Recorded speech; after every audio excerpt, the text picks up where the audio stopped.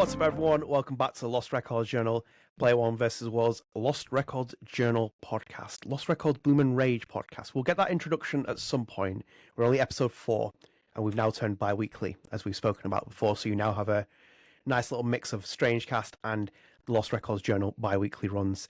I am one of your hosts, Adnan. My co-host Adam is here. Adam, you here? I am here. Acne is not my friend, but I am here. Acne is not your friend, but what I realised watching the last Strangecast episode, you were very hyper on the popcorn.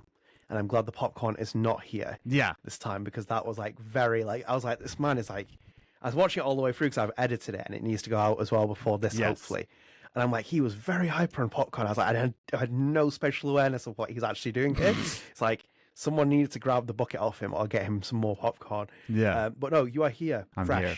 And that's the main thing, because we've got Lost Records to talk about. Obviously, we've had a crazy couple of days, Adam. Or crazy day, at least, in the space of us recording on the Monday. And we weren't sure we were going to get this podcast out, but we decided to because we want to kick things off, and obviously found cool to Adam to rechange his schedule so we could get this recorded as well. But before that, as well, as always, if you are new here and you're on YouTube, please do consider dropping a subscribe on the channel, turn notifications, like the video, and share with your friends. Helps support the channel, helps keep up to date with the channel. Again, I hate doing that YouTube stuff, but it helps keep engagement going with it, and it helps to support this very small channel. Lost Records Journal is available on all podcast services, so we're available on Spotify with over 26 followers. Thank you very much for that. We're available on Apple Podcasts. We're available on all services, so go do check us out on there and go and rate us. And thank you to the 3 people who have rated us on Spotify. Very much appreciated for that. So we're here now. We go bi-weekly. We've got a couple of topics here, mini topics in between to talk about, and also 2 questions for me and Adam, which were given on our last video. And I thought we'd bring it over into this. So very small piece first, Adam. Yes. We're going to the gaffer. Yes. One of the gaffers, the boss, as we call him, Michel Koch, the studio creative director at Don't Nod Montreal. You'll know him also as Life is Strange 1 and 2 co-director. You'll also know him as the person we were trying to figure out which drink he has on Strangecast, which I think it's wine, Adam, as well, by the way, because I went on his Instagram and the top photo was wine. So it looks like was I right? Was it red wine? I think so, or I might go down my journalistic routes and find out. I'm going to be pending confirmation, but I might go and try and see if I can find out this direct from the source, maybe. But yes, Michel Koch is our first piece of news. So we're going to a tweet here, which was on the 1st of June. I think this came out after the last Strangecast episode. And I have a picture of Michel here, and none other than Big Philip Bache himself, who is working directly with Don't Nod Montreal on this upcoming game, Lost Records Bloom and Rage. And Michel tweeted, had a great week and time with Phil. I think we recorded some good stuff for the new game. So, and for you that aren't familiar, Philip Bache is the voiceover director who worked on Life is Strange 1, 2, Before the Storm. He's got a prolific resume with credits on here. If you've watched any of the Life After Strange content I've done, I've spoken about Philip Bache a lot with a lot of the actors. Instrumental to the voice acting performances that we've seen. Has a background in film with all the other stuff as well, helping the mocap stuff. So I thought we'd bring this up here. I commented on it. It said, here's the dream team on Twitter. But it seems like we're getting progress going, Adam, with this Lost Records. It's coming out later this year. It seems like we're still going along with our shooting sessions. Scroll down to see who else connected with Philip Bache? No. Luke Bagadost also has a picture with Philip. And oh, yes. Look at that. There he is. Yeah. Yep. We've got Luke there as well with Philip. So they are busy. With some Disney trading cards. Yes. Confirmed. Well, that's a piece of news we thought we could include in the Lost Records Journal, because it might not get in Strangecast next week, but considering how meaty that topic's going to be, what we're going to be talking about on there. But I'm excited to see this little Dreams collaboration going on as well. It's obviously, I have unbelievable respect for Philip Bache and what he's done with the Life is Strange series and what he worked on there. All those memorable performances we got from him in terms of leading the direction on the voiceovers. So very excited to see what we get there. So that's a little first piece of news. Adam, anything else to add? It's just really nice that the game is getting done. It's nice to see Philip Bache in the team. So it is kind of crazy that we're gonna get to it in a bit, of course. But with the whole Life is Strange news happening, but then we actually have the Life is Strange team linking up. It is kind of wild. So, props to that. Here's a question. Yeah, go for it. Here's a question for you. What kind of drink do you think Philip Bache has? Judging from this picture right here, I'm just judging from this picture. Sunglasses in the shirt, backwards cap. We're going on a nice light beer, like a nice bottle of light beer. Yeah. We're not talking Miller Lite. We're not talking about that. We're talking about like maybe like a Corona. Right. He doesn't strike me as an IPA man. He is not IPA. He's not a craft beer guy. He is definitely that barbecue beer kind of person. And if it's not that, if we're gonna go into like a specialty drink, he is not a rum. I don't think he's whiskey. He might be a nice like tequila or mezcal guy.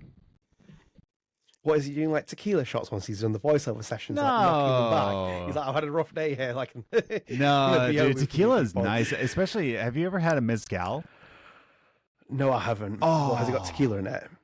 Well, it is tequila. So mezcal is like a smoky tequila. Oh, it's so nice, dude.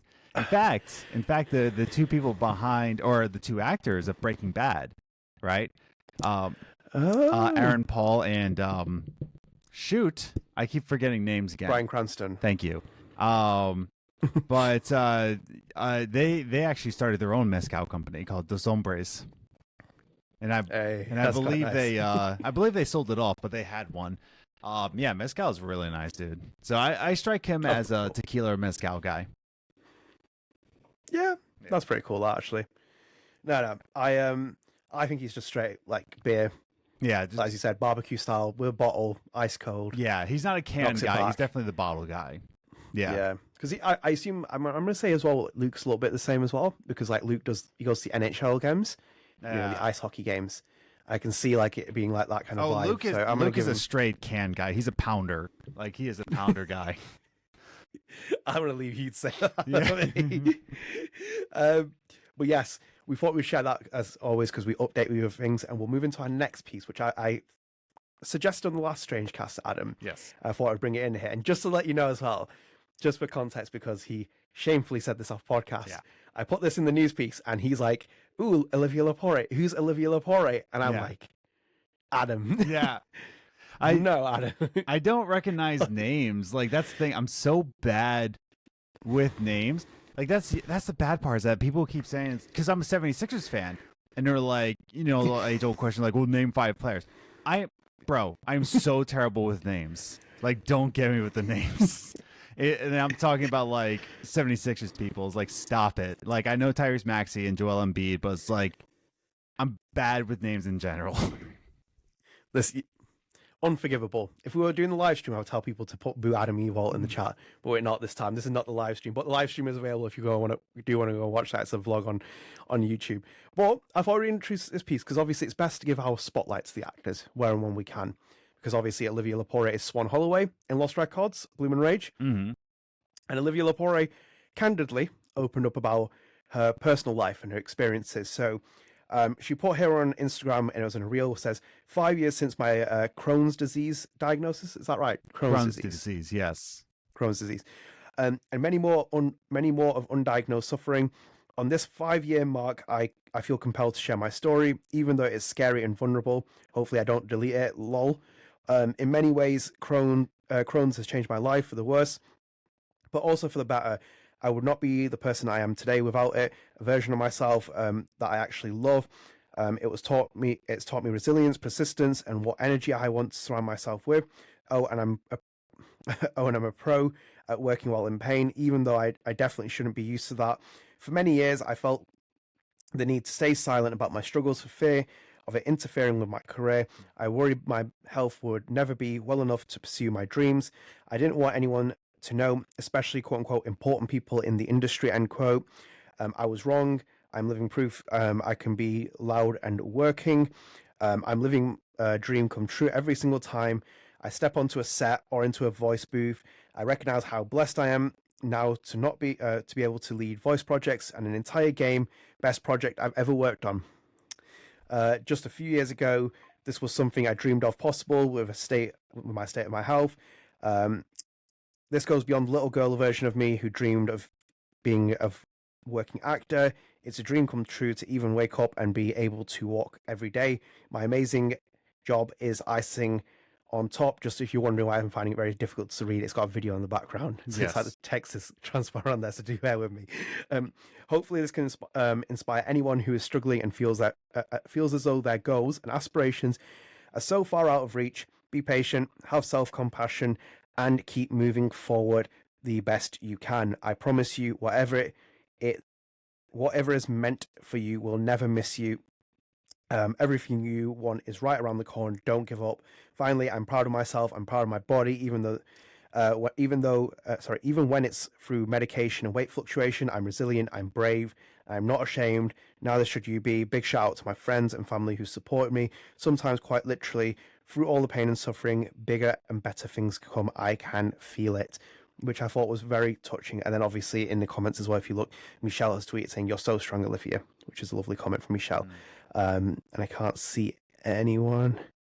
Yeah, there's quite a few comments. So I did see Michelle at the top. But I thought I would spotlight that because it's quite incredible to hear stories of adversity, especially for actors who go through all kinds of struggles, and then for her to talk about her experience, because I imagine it'd be very difficult for anyone to talk about something like this affecting their life, and especially with the career she's chosen as well to go into acting as well.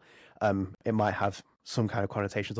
I don't know, personally speaking, she'll probably tell us more if anything, but like, it's quite interesting to learn more about her, because this is kind of like seems to be her breakthrough role. It's like it seems to be the Hannah Tell moment, maybe, hopefully, for Olivia Lepore with Swann Holloway, and it's like one of her late major leading credits outside of it's in a video game. It's AAA. She's the lead character, or AA if anything. Sorry. But I wanted to share that because I thought it was very a touching story, and it's just interesting to read about it because I didn't really know much about Crohn's disease until I saw her post. Yeah, no, it's I don't know anybody personally in my life who has ever had Crohn's. I've had people have IBS, which is a very, very, very small factor in Crohn's.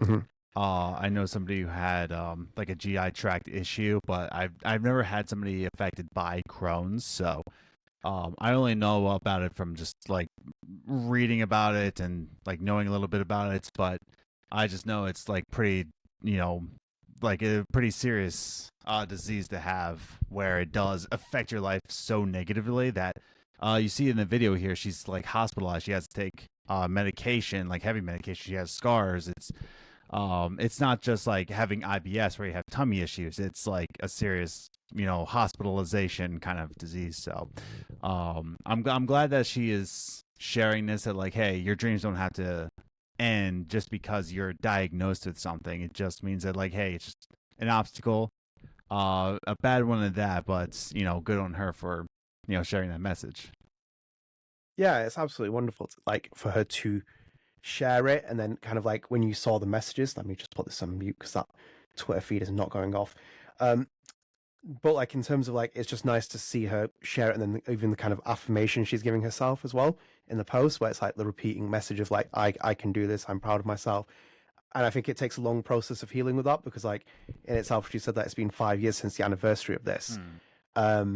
I don't think it's something you necessarily want to open up as easily on social media, and it's like an invisible illness as well to a lot of people. And as you said, like Adam, when she shows medication, she's in like a hospital bed, like that will affect your life as an actor, wouldn't it? Like you have schedules, you have demands, you have life. If you're ever at that point, your life is getting curtailed, then it's going to cause a lot of difficulty. But for her, she seems to be on a good path at the minute, which hopefully many years, hopefully that she is in good health and things go positive for her. So I thought we'd do that in terms of like cover this in the topic, because it's nice to give a spotlight to these actors, the 4 that we know from the game so far, who many people don't really know much about, and I'm still learning, if anything, as well, as are you as well with these posts. So thank you for joining that, Olivia.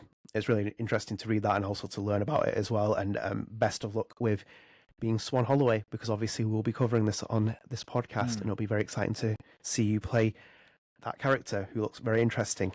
Speaking of which, Adam, our little main topic, more so than anything else, is Lost Records was not at Summer Games Fest or the Xbox showcase. So we kind of predicted it would be there. I flip-flopped quite a lot. I would say it's almost like, when Stu reveals himself in Scream to be the other killer, and Sydney's like, "What's your motive?" Yeah. And he's like, "Pressure." He's like, "I got peer pressured," and I'm like, "I feel like Stu at the minute," and you're like Billy Loomis, so you peer pressured me into saying Lost Records would be at the showcase, because I could have had almost flawless prediction, barring what happened with Tiny Bull. and with the games that were shown, especially the games that we like already knew about, making like a second appearance at the showcase, I was thinking like, as again somebody who has seen all of the showcases, I watched all of them. I saw a lot of God's work. Yeah, I even just watched the Ubisoft Forward events, which was it was fine. No, it wasn't. It was kind of trash.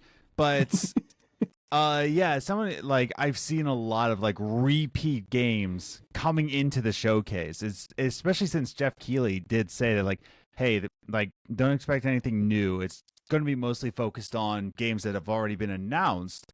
I'm like, okay, so we're going to get more information on Lost Records. And turns out, no, not even that. I feel like if we got more Lost Records, it would have saved Summer Games Fest for me. But God, what a dud!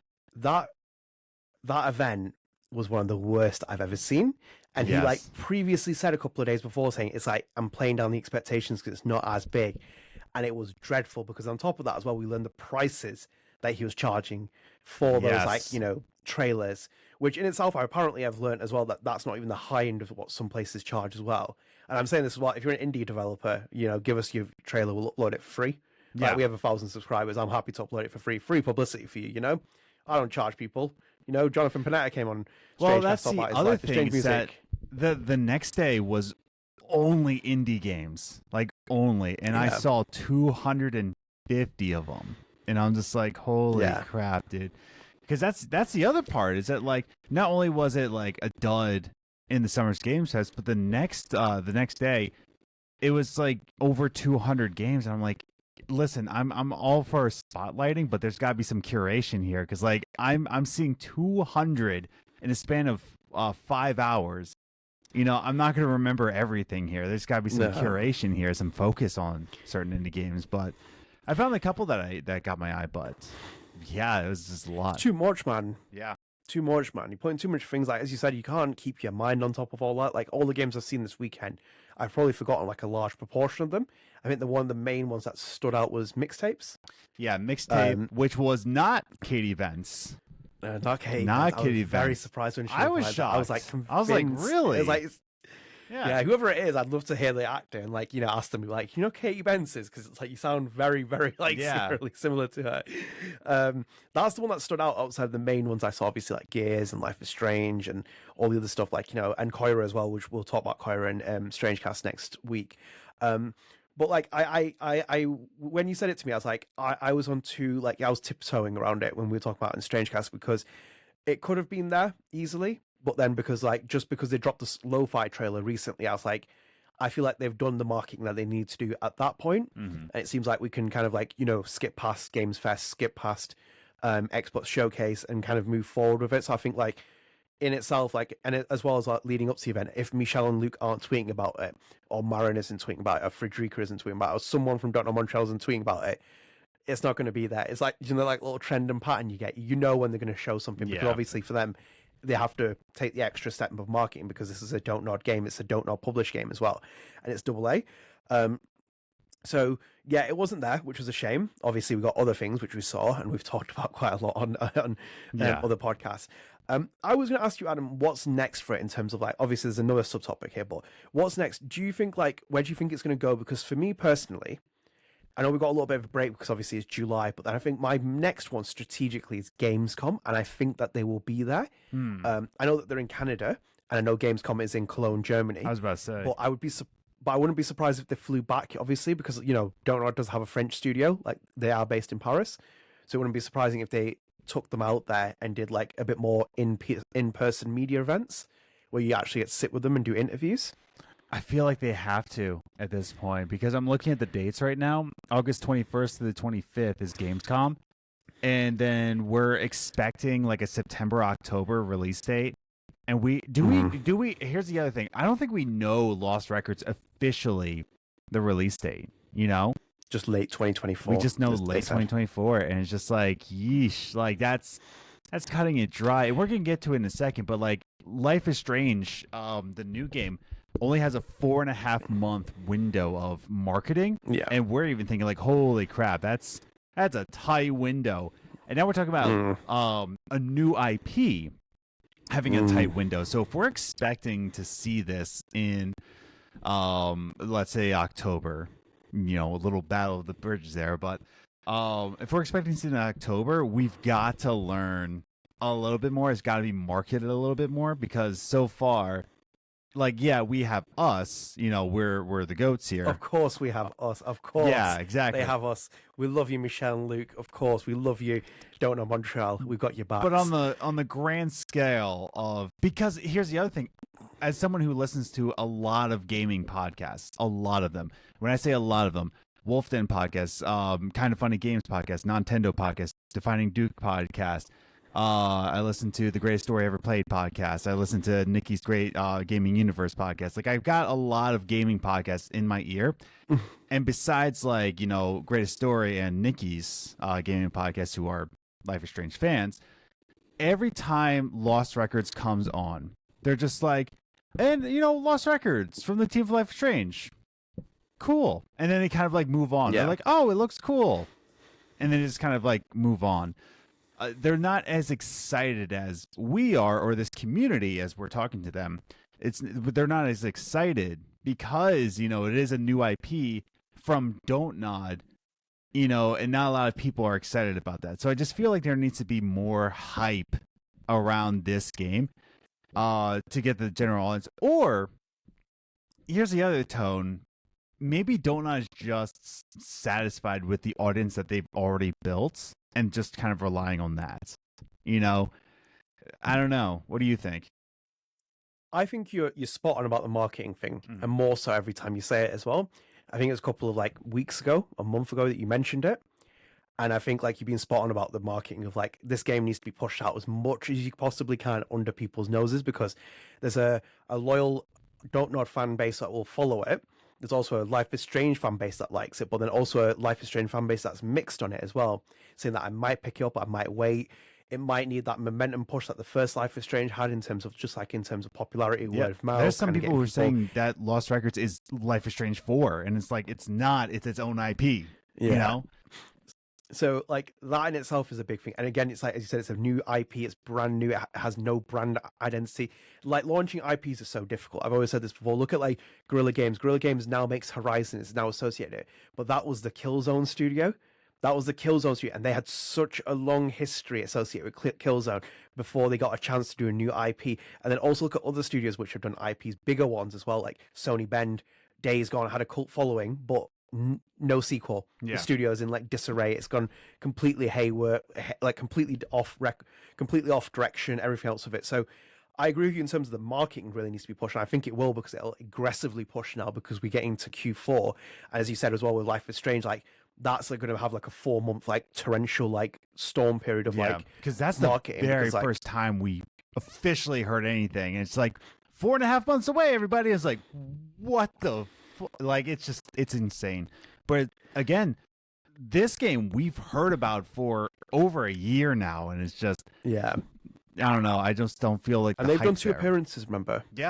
They've done the Game Awards and the Lo-Fi trailer at the Xbox Indie Showcase, and then outside of that, other interviews that they've done with people. So the marketing's a big push for it. I've always said this about, if you ask Luke and Michelle, like, do you think the game's going to be like a Life is Strange big hit, they would never ever say yes. And they would say it in a humble sense, because it's like, we need to work towards that, because that was a lightning in the bottle moment, like for Life is Strange. That's why it has such catapulting success with it. And just speaking of Life is Strange, because I think that's a big one here, Adam, because obviously Q4, this will be the first test of the Life is Strange IP, because I said it before on other podcasts, where it's like, you now have a game which is a direct competitor with it. And it's almost like, if me and you were going to make a new shooter game and put it out in Q4 24 and think like we can be the next thing, and then Activision turns up, I'm turning around to you and saying like we need to delay this because it's like we're going to get absolutely cannibalized by this behemoth, which is insane. Because like to your point though, it's not even just us making a new shooter. That is exactly like Treyarch going off of Activision. They're like, no, we're not going to do Activision, and then they make their own shooter game, and then they like Call of Duty like comes out like Treyarch style, Yeah, because it's not like new people making a new game. Like we can make an episodic game. The problem is that they're competing with their own child, which is absolutely like that's the wildest part, that they have to compete with Max. And you literally took the words out of my mouth. Yeah. I was going to say to you, I've rehearsed this before the podcast. This is like the worst thing if I was Don't Nod's publisher, if I was Oscar Gobert, that I could have seen, which is basically Life is Strange was in itself a competition, but you've basically brought the golden goose out, which is Max Caulfield, and it's our own creation that's come up, and it's like, I would genuinely, if it was me in that position, like if I was Luke Michel, I'd be like, I would be swearing down this podcast, like in my own sense, because I'm like, it couldn't be any worse of a thing, because it's not just Life is Strange game. It's not just a Life is Strange game from Deck 9, whatever's the polarizing audience. It is Max Caulfield. And we've seen the reaction. Obviously, me and you did the live stream that we did. We had loads of people interacting in it. The narrative quickly changed. So even the stuff about Deck 9 changed. A lot of people quiet on it. The stuff about Square Enix changed as well, direction.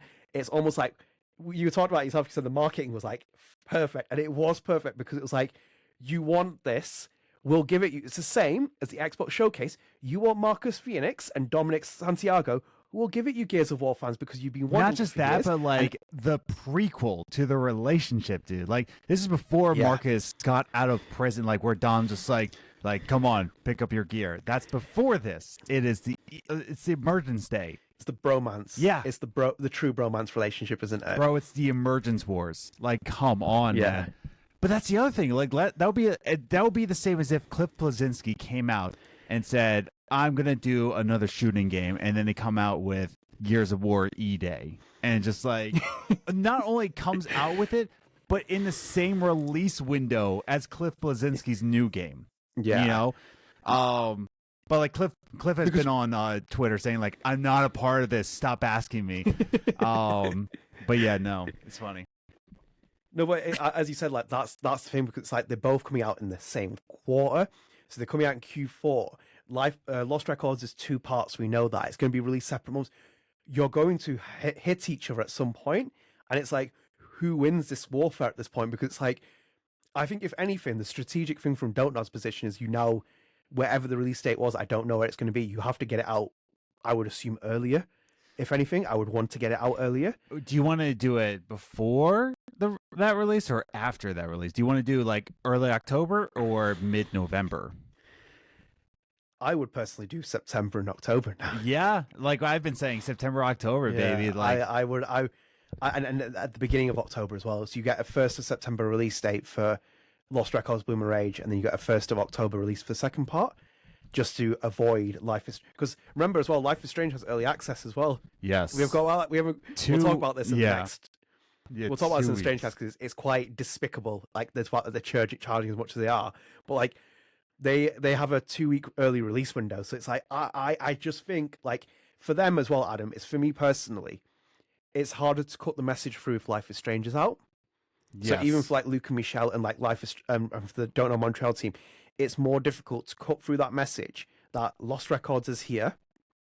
You need to play it over Life is Strange, because when October time rolls, people, it's going to be Max Caulfield season. I've seen casual people in that fan base buzzing off it. I've seen people obviously like doing a lot of critiques, which I kind of agreed with in parts, but casual people are doing it. Max has a massive impact now. Max is a memorable protagonist for me now. I think she's in there, and if you're going to compile a list, she would probably start making it into the rankings now, even though she's only had one game, the mascot. This is like, for example, and to put it in there as well, this is like Michelle and Luke leaving Don't Nod, starting up their own studio, the Canadian Bros. Canadian Bros, yes. Yeah? Or the French Canadian Bros, yeah? They start the studio up. and they want to make another very spiritual successor, kind of like great, like, narrative adventure game, like Life is Strange, like Lost Records. And Lost Records continues in that period whilst they're doing it. And when Michel and Luke get ready to release their game, the Don't Nod Montreal team that is now working on Lost Records decides to bring back Swann Holloway 9 years later. It's like, and you're like, Yeah. It's like, and we're talking about Swann Holloway having the same resonance as like Max Caulfield, for example. It's just like, I've never seen this happen. Like, let's put it that way. I'm sure, like, I can't think of a time that this thing has happened where, like, your mascot is competing with your new IP that is in a similar realm. Like, I can't imagine a time, because again, if we're talking about, let's go back to Cliff Bleszinski when Lawbreakers released. Lawbreakers kind of failed in its own regard because it was just not really marketed too well. Yeah. But it didn't come out in time of a Gears of War, if I remember correctly. Like, I don't think Gears of War came out. Like, that's the thing. That's the thing that's getting me, is that, like, you're competing against your own creation, and I've never in the same, like, time length. I've never seen that happen. Yeah. I don't remember if Bungie released Destiny during a Halo release. You know what I mean? It had to be before, because, like, Destiny 1 came out in 2014. I don't believe any Halo games came out in 2014. Any major ones, like, you know what I mean? But Destiny 2, I believe, was 2018, if I remember correctly. 2018. Yeah. And I don't believe any like, I don't remember this happening. Like that's what's getting me, is that, like, it is, bro. I'm glad that Lost Records hasn't made a release date yet, because if it was like October 15th and then 2 weeks later it's Life is Strange with a whole 2 weeks early access deal. Earlier, yeah. I've never seen this happen in the games industry, and somebody in comments can like correct me. Never seen this happen. Can we, man? I cannot wait for the next Strange cast to talk about this. How bananas that situation is. But yeah, you have to come out in Gamescom. It's no other option. Like, you literally have to appear in Gamescom and really strike a chord here. It's insane. Because, like, that's the thing as well. So, for example, like, think about it in this way as well. If Lost Records Journal didn't exist, what's stopping, like, our channel from switching complete momentum away from Lost Records and just covering Life is Strange content? Not that they, obviously, we're the be-all, end-all of, like, Life is Strange content. But as Adam said, me and him have covered this game, their studio, for 3 years. We covered all the minor news. Even, for example, when Frederica produced a wellness policy at, like, Don't Nod Montreal, has that got any airtime anywhere else? Not a chance. You've had a podcast. If you followed Strangecast as long as you have, you will, like, be up to date with, like, all the content on, like, Don't Nod Montreal, Lost Records. People like Marin. People like Juliet. People like Frederica. All of them, because we talked about them in the conversations. People like Marsha. Like, you have all those people, but we'll never get over that. Never get over Matcha. My favorite one by far, I remember as well. It was like Luke tweeted me like a Matcha coffee. And he, like, deleted it very quickly because he didn't know if I'd get if I'd joke about it. And I just responded. I, like, sent him a tweet with, like, 3 eye emojis, like, I saw that. And he's like, I didn't know if you would take it. I was like, no, obviously it's funny, It's like, I've obviously been saying it really, really badly. And Marsha's lovely anyway. But, like, in terms of, like, you're right, because I don't know anything that has matched it. So even, like, Vince Zampelli and Jason West doing Respawn with, like, Titanfall never really collided with a Call of Duty window, because they're not going to go up against an Infinity Ward. And it's like, we were talking about this on previous Strangecast, where I was saying to you, it'll be interesting to see what the impact that Lost Records has on Life is Strange, because obviously we had no idea if a Life is Strange game was coming out, because I was saying the market could potentially switch. We have people switching allegiances. You might create a division. This is the first game that will really challenge Life is Strange in terms of its strength of branding, in terms of its quality, in terms of whether people are still invested. And then lo and behold, it's like, there you go. And it's Max Caulfield. And it's like, it was truly that. I might have gotten, like, I just thought about something. Hold on. Here we just go. thought of something. I'll let him keep looking this up. Oh, yeah. Okay. So kind of, sort of, not. like not in the same window, Amolius. but yeah, in a couple months, like Callisto Protocol and the Dead Space remake. Oh god! Like Callisto Protocol, Oh god! who was it was led by this is what I mean when I'm bad with names. Sledgehammer Games. Man, I can't remember his name, but like that creative director, going over to make his own studio and then make like a Dead Space like survival game, and then EA putting out like, hey, it's Dead Space remake, and so Callisto Protocol came out in December 2nd, 2022. And then the Dead Space remake. Actually, when did that come out? Dead Space remake, I believe, was January 27th.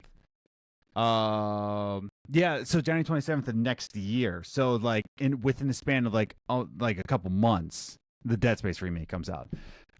Schofield, Schofield's lost it. Michael Schofield. Ain't lost. No, it's not Michael Schofield. But anyways, you know what I mean. But like the guy who made Dead Space, like one of the creative directors behind it, makes his own studio, and then a couple. Like that's the only thing I can think of. But like if we see that Lost Records is about to go like toe to toe, mano y mano, and release in October, bro, like that's in the same month. Like that's I would love to see that. Like Lost Records being like, yeah, step in our playground. October 15th, baby. Like that would be bananas, dude. I would want to see it come out in September. Like that's just not me just like wanting it, but imagine a Gamescom where it's August 25th and it's like, yeah, it's coming out in 2 weeks. Drop it now on Game Pass. Yeah. Like, it's not dropping on Game Pass. There's no way, dude. There's no. But then again, like the whole Life is Strange thing, we kept seeing that leak. Like, there's no way they're gonna make this, and now I'm saying like, there's no way Lost Records is gonna be on Game Pass. No, like, right, come on. Like the thing is though, like we were thrown off course with that because even that leaker who's already leaked the True Colors stuff, it was so left field up because like we were convinced that the direction had changed completely in terms of they'd gone the Alex Chen route, then they completely went left field and it went back. And I have a lot to talk about. I know. I can't wait for the next Strange Cast. It feels quite. But yeah, because like I've got like even tweets at him like from journalists where they're saying like it should be no one outside of Don't Nod touching Max Caulfield, and it's also as well like if you have a conversation as well, be truthful as well because people think it's like, is it a Deck 9 a day? It's obviously a Square Enix idea that they're at the helm of it because it's their story if anything. Because you can tell, for example, if you take Max out that story and put any other character in there, would it work? Yeah, of course it would. Outside of the power mechanic, if you put any other original character, which is what I always say. I want a Deck 9 original IP so badly. Yeah. If this was just a Deck 9 original IP with just any other character breaking realities, sure, we would be saying like, oh, it's like Life is Strange. At least it's their own IP. I want a Deck 9 IP so badly, but we're just not getting it. But that's for Strange Cast. No, yeah, and in itself as well, that shows like the creative like limitations you have because like this game is now just Don't Nod's control. It's Don't Nod published, it's Don't Nod developed, it's AA. Like Michel and Luke have like basically got greenlit series in terms of the franchise of this. They can create their own stories. They've got an appeal. It's against a juggernaut now. And I'm like, they really need to get it out. Like, if anything, you might even push it back to November, December potentially. I'm just wondering. I don't see it getting delayed. September, you got to do November because even from our live stream, just doing that live stream, and that was an emergency one. Nobody really knew about it, but we had all those comments like asking like, "Oh, Life is Strange, Life is Strange." Like, I was on the Life is Strange community page on Facebook, and it's just like, oh, it's Life is Strange. Everybody. And I think that's why they only gave us 4.5 months because they're like, we don't need to market this. We don't need to market this. We can just say, Life is Strange, Max is back, suck my balls. Like that's all they had to say. Like, it's just like,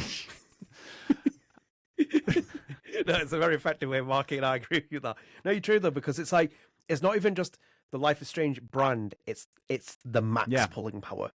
So it adds to the effect of it. 'Cause it's like, it's not even like it's new characters. Because if it was all new character, which it should be, personally speaking, anyway, with Life is Strange, it follows the anthology series as it is, and it's a new character. You could be like, okay, we now challenge it. But instead, as I said, it's the Golden Goose came back with the Golden Goose actor as well on top of it, Hannah Tell.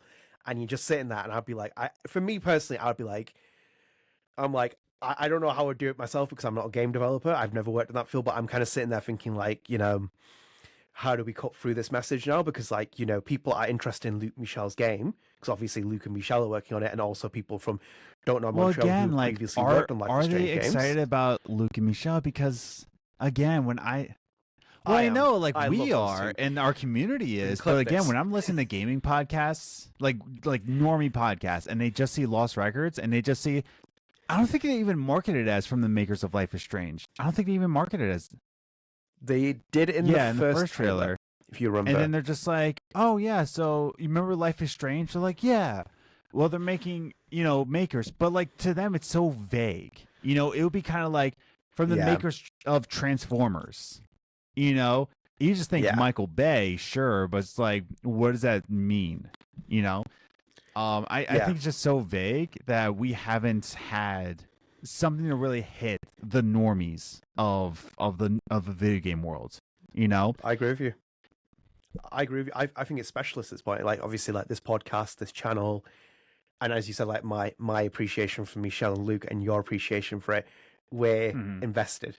But it's like we're not the normal people, like And I know I keep making this argument. This is like the third time I've made this argument. Yeah, no, it's fair. It's just kind of like I really hope we can make an impact so that I get a free vinyl from some people over. I'm addicted, bro. I'm addicted to vinyls.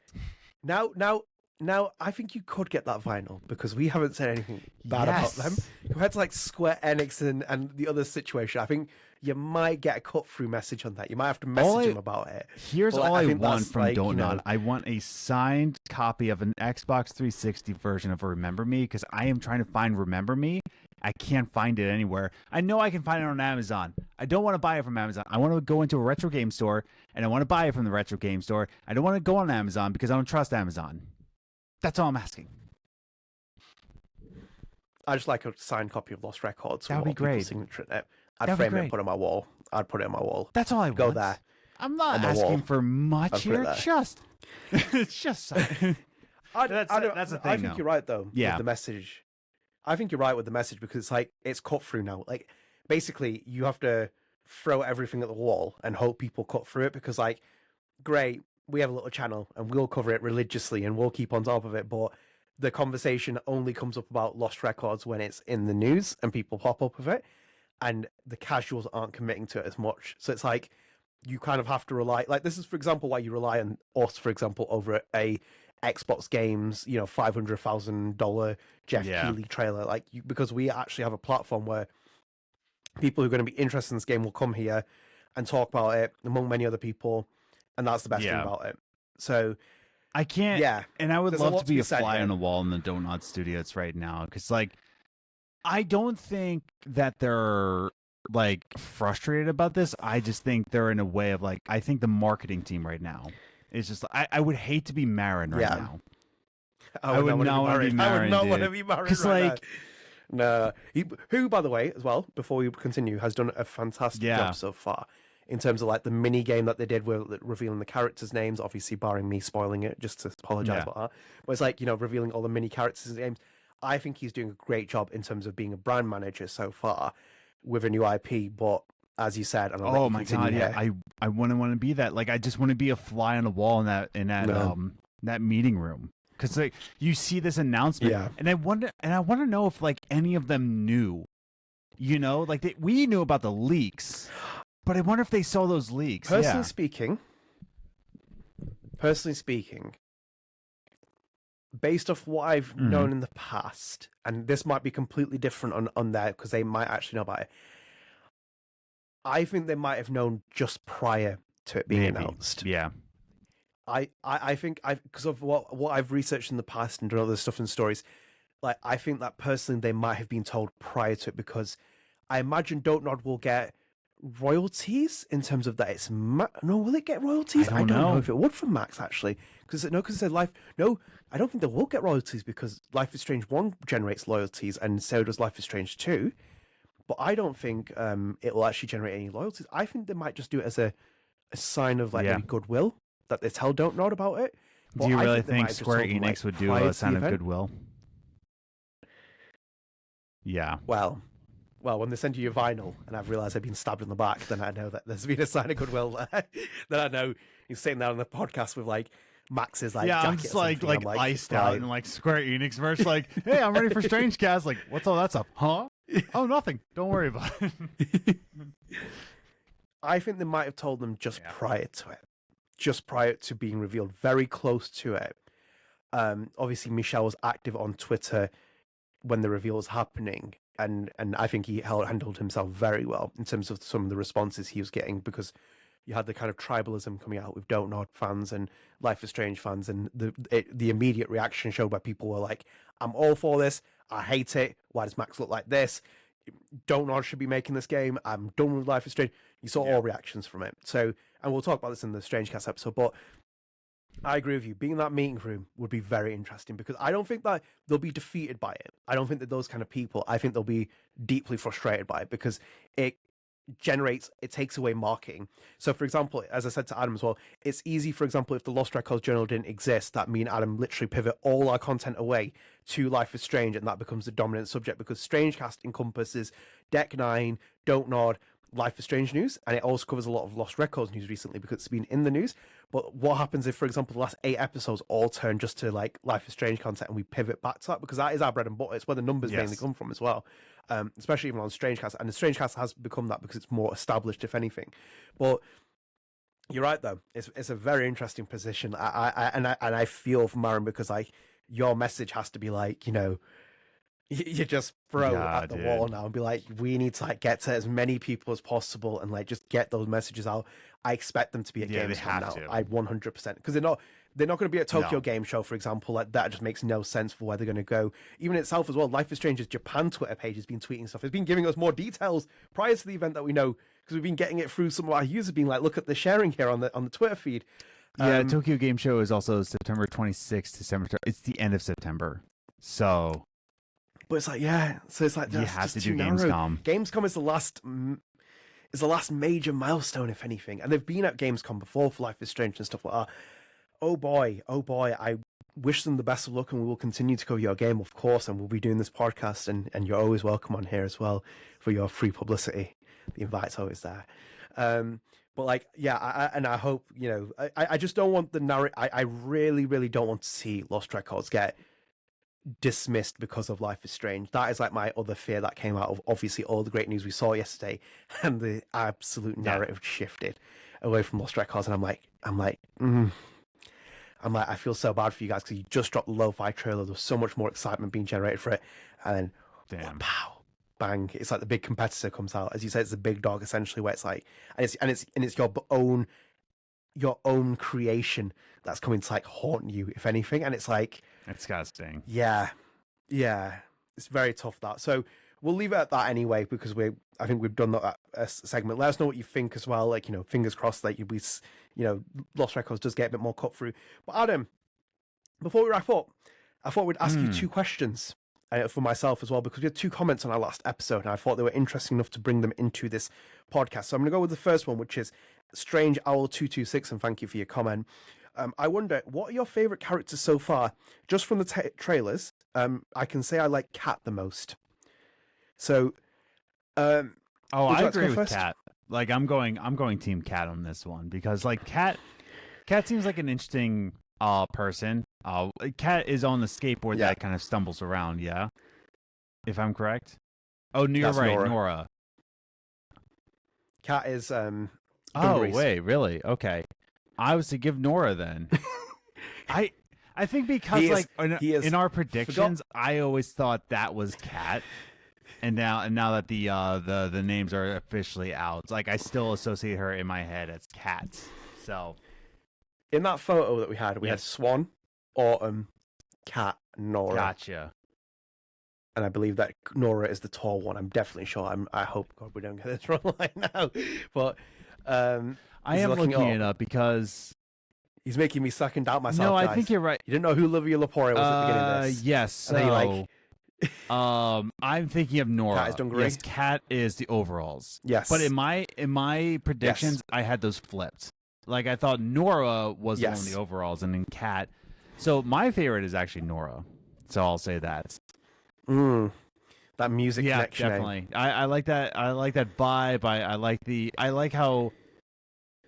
I feel like she has a lot more depth to her because she probably puts herself out as like super cool, but not. It's like on the internal spectrum, like she is not cool at all, but she likes to present herself. Kat is also interesting in a way of just like she seems to know herself and really get to know like I am comfortable with my own skin kind of person. So, but I'm Team Nora all the way.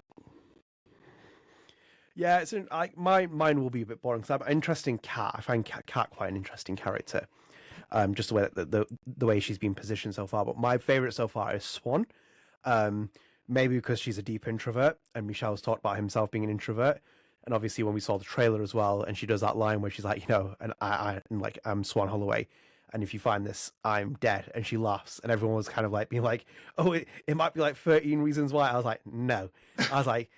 Swann Holloway has my sense of humor because I found that hilarious when she did that, and I was like, "Yeah, I'm vibing from her."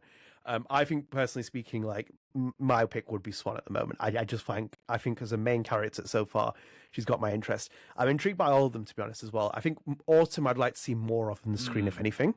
I think Autumn is kind of still a bit distant at the moment, where I haven't really connected with her yet. But I think more so than anything else, I'm interested in Swann and I'm interested in Kat as my main two.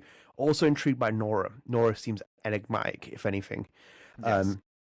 So thank you for that question. And also the other one, which is Laugh with Live 9737. They said, and I quote, "I would love to hear your thoughts on the alien theory. In the lo-fi trailer, when everything starts glitching around the circle graffiti in the abandoned park, if you look really closely, you can see something that looks like an alien with one eye and an antenna. It's really fast, though. I had to go frame by frame to find it." So yes, I looked at this. I'm in the personal vein that I don't think we'll see any aliens in this. I think we're teetering on the extraterrestrial thriller supernatural vibe, that we see with like Don't Nod games, with Michel games, with Luke games, but I don't think we'll see like a proper alien. I'm not really on the fence of like seeing some kind of alien pop up in this game. I don't know how you feel, because we have seen some supernatural elements. For example, Tell Me Why, a different studio in terms of internal in Don't Nod, but they had a very supernaturally vibe, like the scary monster, the spooky monster, and even we've seen it as well on some of the stuff in Lost Records so far, like the game case. And it has that black little monster on it. Spooky vibes. So, Adam, aliens. Absolutely. Yes or no? Absolutely. 100%. 100%. Because we got to think about it in the way of like, this is set in the 90s, right? And I don't know if you know this, but the 90s was a big time for alien sightings. In fact, that was the Phoenix Lights. The Phoenix Lights were in 96 or 97, I want to say. But there was a lot with that. A lot of like Area 51, a lot of like rumors about a lot of different spectral sightings.